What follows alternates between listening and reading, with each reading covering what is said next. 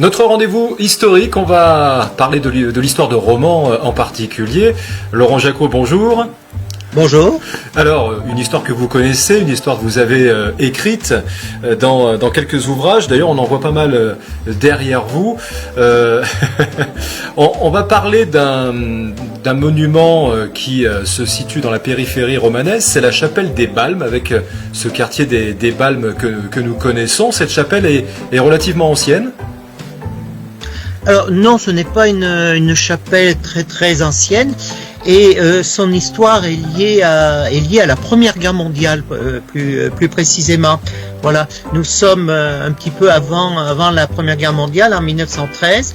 Le quartier des Balmes est un quartier très vivant, un quartier agricole et rural très vivant, très peuplé aussi, hein, voilà. Et il n'y a pas de lieu de culte pour les fidèles du quartier. D'accord. Voilà. Ça a été du coup une initiative privée que... Voilà, donc il y a eu une initiative privée et c'est un habitant du quartier qui s'appelle Élie Côte qui va acheter une petite parcelle en bordure de la croisée des chemins et grâce aux dons des habitants du quartier, eh bien une chapelle va être construite. Alors simplement, la Première Guerre mondiale arrive et la construction de cette chapelle va être un petit peu retardée. Ouais. Et elle sera terminée, alors on n'a pas la date précise, elle est terminée entre 1916 et 1918 et il y a des vitraux, comme dans beaucoup de chapelles, il y a un vitrail qui est dédié à Saint Victor. Hein, voilà, donc Victor, Première Guerre mondiale, on comprend le choix de ce vitrail. Et rapidement, elle a accueilli des offices religieux. Alors, elle a accueilli des offices religieux pendant les années 1920 et 1930 et elle accueillait également l'office ou la messe pour la fête des laboureurs. Hein, dans le quartier des Balmes, il y a eu pendant des dizaines d'années une fête des laboureurs qui se terminait à la chapelle des Balmes. D'accord. Vous vouliez aussi insister sur un épisode un peu insolite, celui du cavalier blanc. Alors, cette chapelle... elle est déjà très intéressante, mais des chapelles de ce type, il y en a des dizaines autour de Romans, mais elle est la seule chapelle qui est conservée, qui est des fresques très particulières.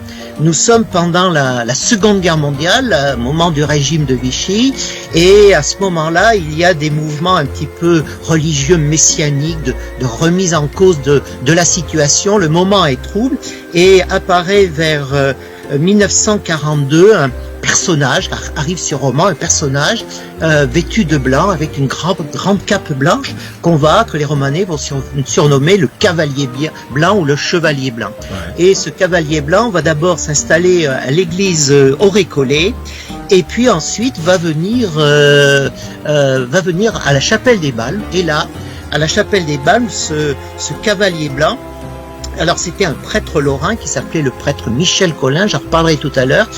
Et là, dans la chapelle des Balmes, eh bien, un de ses complices qui s'appelait le père Lodz, qui venait des Pays-Bas, eh bien, va peindre deux fresques, en réalité, deux fresques qui racontent le message de ce cavalier blanc qui voulait sauver la France de l'occupation et du régime de Vichy.